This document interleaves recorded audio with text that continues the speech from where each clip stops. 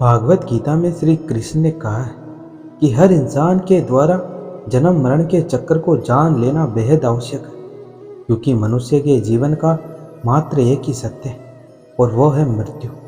क्योंकि जिस इंसान ने इस दुनिया में जन्म लिया है उसे एक दिन इस संसार को छोड़कर जाना ही पड़ता है और यही इस दुनिया का अटल सत्य है।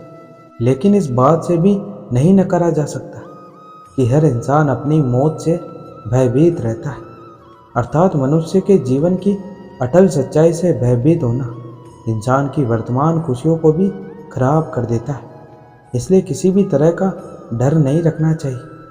गीता के श्लोक में भगवान श्री कृष्ण ने मनुष्य के शरीर को महज एक कपड़े का टुकड़ा बताया है, अर्थात एक ऐसा कपड़ा जिसे आत्मा हर जन्म में बदलती है। अर्थात मानव शरीर आत्मा का अस्थायी वस्त्र है जिसे हर जन्म में बदला जाता है। इसका आशय यह है कि हमें शरीर से नहीं बल्कि उसकी आत्मा से व्यक्ति की पहचान करनी चाहिए। जो लोग मनुष्य के शरीर से आकर्षित होते या फिर मनुष्य के भीतरी मन को नहीं समझते, ऐसे लोगों के लिए गीता का यह उपदेश बड़ी सीख देने वाला है। श्री कृष्ण ने गीता सार में बताया है कि कोई भी व्यक्ति अपने कर्म को नहीं छोड़ सकता है, अर्थात जो साधारण समझ के लोग कर्म में लगे रहते उन्हें उस मार्ग से हटाना ठीक नहीं है, क्योंकि वे ज्ञानवादी नहीं बन सकते।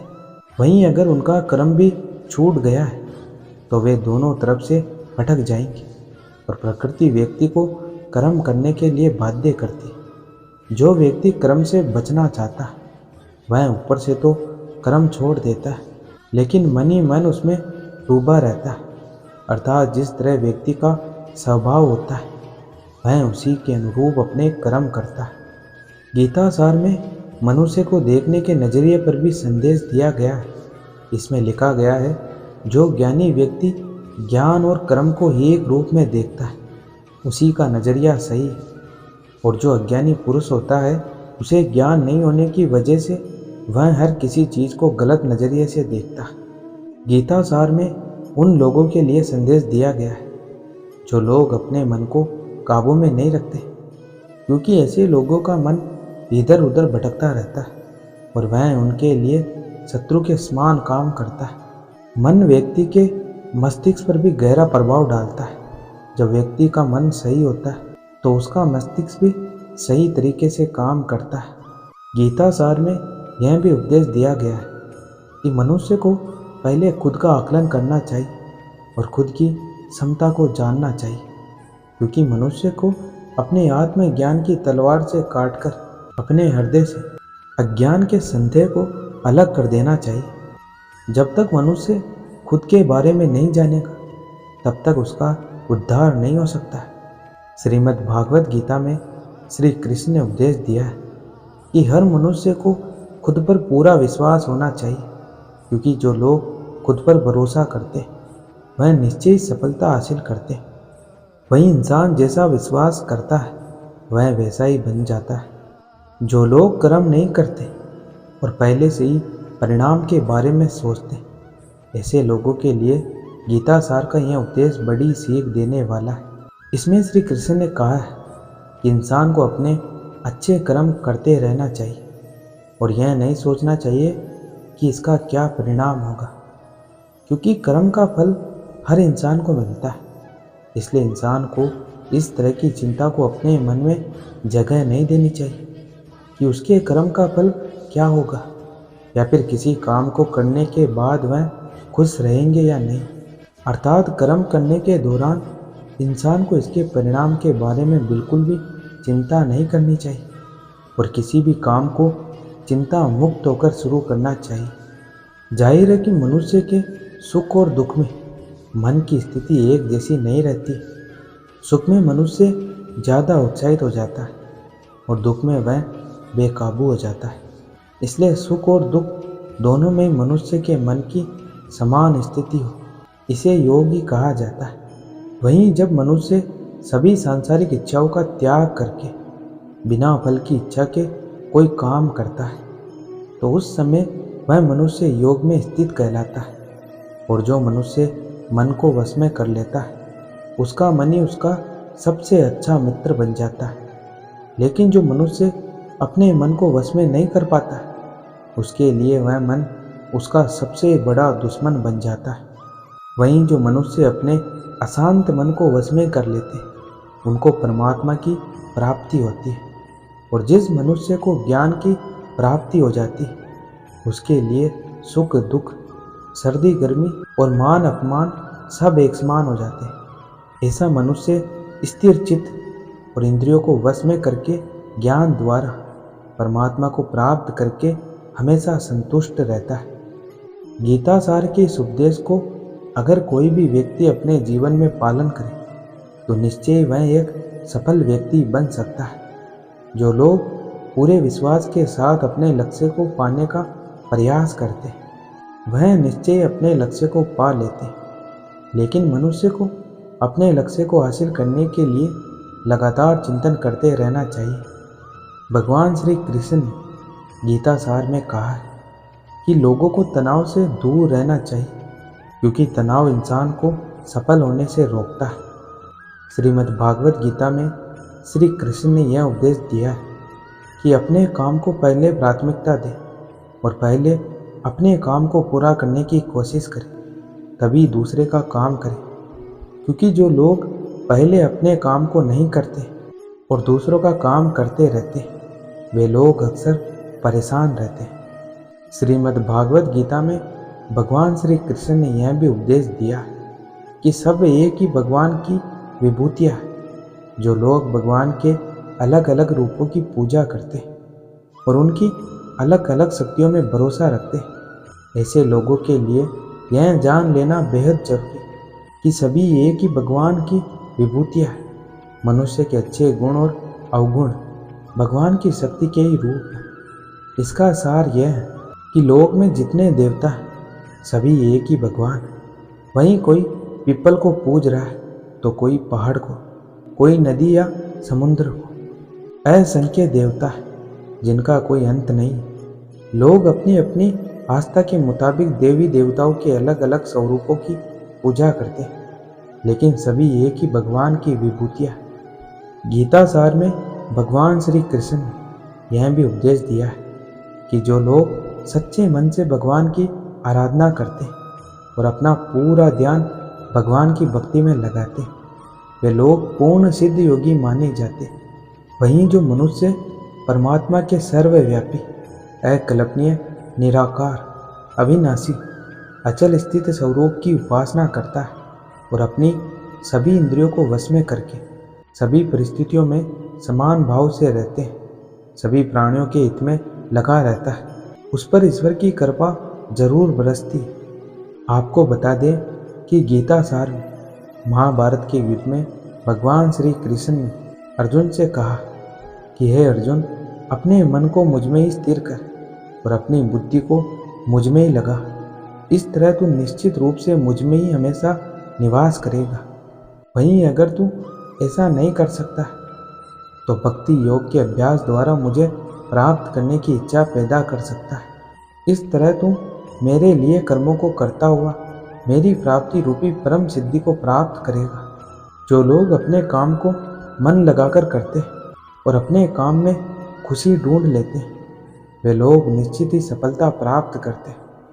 वहीं दूसरी तरफ कई लोग ऐसे भी होते हैं जो किसी काम को बोझिल समझकर उस काम को सिर्फ निपटाने की कोशिश करते। ऐसे लोग किसी काम को ढंग से नहीं कर पाते और अपने जीवन में पीछे रह जाते। गीता सार में श्री कृष्ण ने यह बात कही कि इंसान के लिए किसी भी तरह की अधिकता घातक साबित हो सकती है। जिस तरह संबंधों में कड़वाहट हो या फिर मधुरता, खुशी हो या गम, हमें कभी भी अति नहीं करनी चाहिए। जीवन में संतुलन बनाए रखना बहुत जरूरी है। जब तक मनुष्य के जीवन में संतुलन नहीं रहेगा, वह सुख से अपना जीवन व्यतीत नहीं कर सकेगा। अर्थात मनुष्य को ज़रूरत से ज़्यादा कोई भी चीज़ करने से बचना चाहिए और अपनी ज़िंदगी में संतुलन बनाकर रखना चाहिए। श्री कृष्ण ने गीता सार में उन लोगों के लिए इस उपदेश के माध्यम से बड़ी सीख दी है जो लोग दूसरों की भलाई पर ध्यान नहीं देते और सिर्फ अपना मतलब साधने में लगे रहते हैं, उन लोगों का कभी भला नहीं हो सकता। आपको बता दें, इंसान का स्वार्थ उसे अन्य लोगों से दूर ले जाकर नकारात्मक हालातों की तरफ धकेलता है, जिसके चलते व्यक्ति अकेला रह जाता है। वहीं गीता में यह भी कहा गया है कि स्वार्थ शीशे में फैली धूल की तरह है, जिसकी वजह से व्यक्ति अपना प्रतिबिंब ही नहीं देख पाता। वहीं अगर आप चाहते हैं कि आप भी अपना जीवन खुशी पूर्वक व्यतीत करें, तो इसके लिए यह जरूरी है कि आप अपने स्वार्थ को कभी अपने पास नहीं आने दें, क्योंकि स्वार्थी मनुष्य दोस्ती भी सिर्फ अपना स्वार्थ निकालने के लिए करते हैं। आपने अक्सर यह सुना होगा कि जिसका कोई नहीं होता है उसका भगवान होता है। गीता सार में भी यह कहा गया है कि ईश्वर हमेशा मनुष्य का साथ देता है। वहीं जब व्यक्ति इस प्रभावशाली सत्य को मान लेता है तो उसका जीवन पूरी तरह बदल जाता है। सृष्टि निर्माता ईश्वर ही है जो संपूर्ण जगत को चला रहा है। वहीं इंसान तो बस ईश्वर के हाथ की एक कठपुतली है। इसलिए इंसान को कभी अपने भविष्य या फिर अतीत की चिंता नहीं करनी चाहिए, क्योंकि हर विकट परिस्थिति में ईश्वर इंसान का साथ देता है और उसे मुश्किल से बाहर निकालता है। इसलिए हम सभी को ईश्वर पर भरोसा रखना चाहिए। जिन लोगों में शक या संदेह की आदत होती है, या फिर जो लोग ज़रूरत से ज़्यादा शक करते हैं, ऐसे लोगों के लिए श्री कृष्ण ने गीता में कहा है कि पूर्ण सत्य की खोज या फिर संदेह की आदत इंसान के दुख का कारण बनती है, क्योंकि शक करना एक ऐसी आदत है जो कि मजबूत से मजबूत रिश्ते को भी खोखला कर देती है। भगवान श्री कृष्ण के द्वारा श्रीमद् भागवत गीता में जो भी उपदेश दिए हैं, अगर इन उपदेशों को लोग अपने जीवन में उतार लें तो वे निश्चित ही अपने जीवन में सफल हो सकते हैं। गीता सार के ये उपदेश वाकई एक सफल जीवन के निर्माण करने में अपनी अहम भूमिका निभाते हैं। भगवान श्री कृष्ण ने गीता के उपदेश में कहा है कि क्रोध से भ्रम पैदा होता है और भ्रम से बुद्धि का विनाश होता है। वहीं जब बुद्धि काम नहीं करती तब तर्क नष्ट हो जाता है और व्यक्ति का नाश हो जाता है। इस तरह हर व्यक्ति को अपने गुस्से पर काबू करना चाहिए, क्योंकि क्रोध भी भ्रम पैदा करता है। इंसान गुस्से में कई बार ऐसे काम करते हैं जिससे उन्हें काफ़ी हानि पहुंचती है। वहीं अगर क्रोध पर काबू नहीं किया गया तो इंसान कई गलत कदम उठा लेता है। वहीं जब क्रोध की भावना इंसान के मन में पैदा होती तो हमारा मस्तिष्क भी सही और गलत के बीच अंतर करना छोड़ देता है। इसलिए इंसान को हमेशा क्रोध के हालातों से बचकर हमेशा शांत रहना चाहिए, क्योंकि गुस्से में लिया गया फैसला इंसान को गहरी शक्ति पहुंचाता है। तुम्हारा क्या गया जो तुम रोते हो? तुम क्या लाए थे जो तुमने खो दिया है? तुमने क्या पैदा किया था जो नाश हो गया? ना तुम कुछ लेकर आए हो, जो लिया यहीं से लिया, जो दिया यहीं पर दिया। खाली हाथ आए और खाली हाथ चले जाएंगे। जो आज तुम्हारा है कल किसी और का होगा, परसों किसी और का होगा। तुम इसे अपना समझकर मगन हो रहे हो, बस यही प्रसन्नता तुम्हारे दुखों का कारण है। परिवर्तन संसार का नियम है। जिसे तुम मृत्यु समझते हो वही तो जीवन है। एक क्षण में तुम करोड़ों के स्वामी बन जाते हो, दूसरे ही क्षण तुम दरिद्र हो जाते हो। मेरा तेरा छोटा बड़ा अपना पराया मन से मिटा दो, फिर सब तुम्हारा है, तुम सबके हो। ना यह शरीर तुम्हारा है, ना तुम शरीर के हो। यह अग्नि जल वायु पृथ्वी आकाश से बना है और इसी में मिल जाएगा, परंतु आत्मा स्थिर है। तुम अपने आप को भगवान को अर्पित करो, यही सबसे उत्तम सहारा है। जो इसके सहारे को जानता है वह भय चिंता शोक से सर्वदा मुक्त हो जाता है। जो कुछ भी तू करता है उसे भगवान को अर्पण करता चल। ऐसा करने से सदा जीवन मुक्त का आनंद अनुभव करेगा। आज का यह वीडियो यहीं समाप्त होता है। मैं आशा करता हूँ कि आपको यह वीडियो बहुत पसंद आया होगा। मिलते हैं अगले वीडियो, तब तक अपना ख्याल रखिएगा। धन्यवाद।